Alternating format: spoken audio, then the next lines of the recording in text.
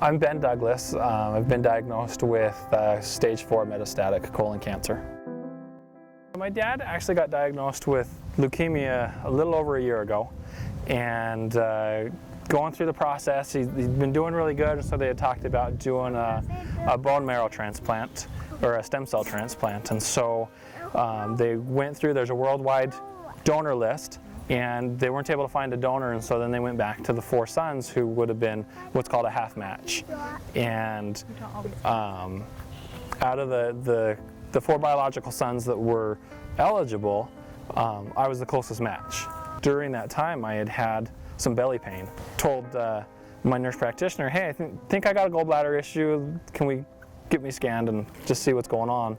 The awesome thing that happened that day though was that she was distracted and ordered me a CAT scan instead of an ultrasound, which is what you would have done. As soon as she got the call from the radiologist, she was really happy that she had done the CAT scan, because the ultrasound wouldn't have picked up the tumor in my colon. Yeah, it's hard when people ask how I'm feeling or how I'm doing. I just really don't know. I don't know how I'm doing. You know, when I found out, I wasn't too worried. I mean, I'd worked around medical enough to know that, you know, nothing's for sure.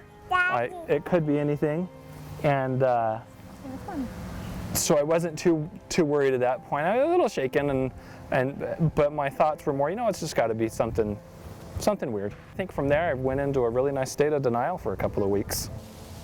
I'm stressed and overwhelmed and angry, but then on the other side I'm trying to be more positive, but then I don't know. I just don't know how I feel, other than, I mean, I don't like it.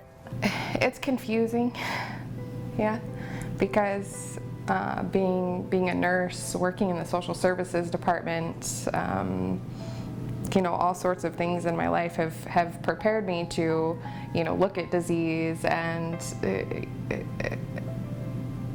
you know, have some basic understanding that, you know, everybody goes through these challenges, but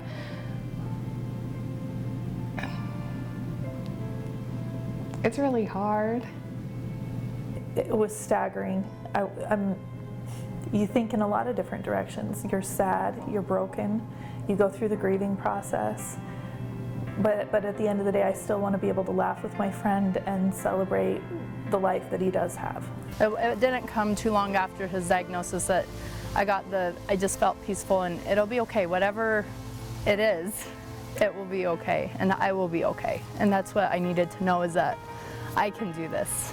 Sometimes I think that I'm taking it harder than Ben is, because he has just responded with such an incredible attitude.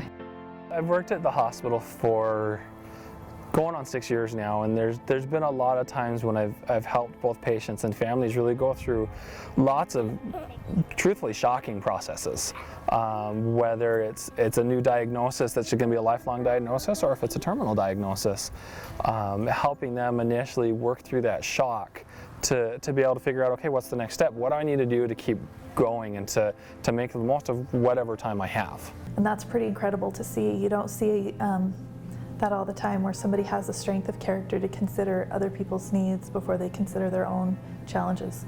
It's actually a really big blessing in my life to be able to continue to be working, to have the strength to work, because I'm able to focus on other people and not just focus on what I'm going through, and by doing that, that's helping me get through what I'm going through.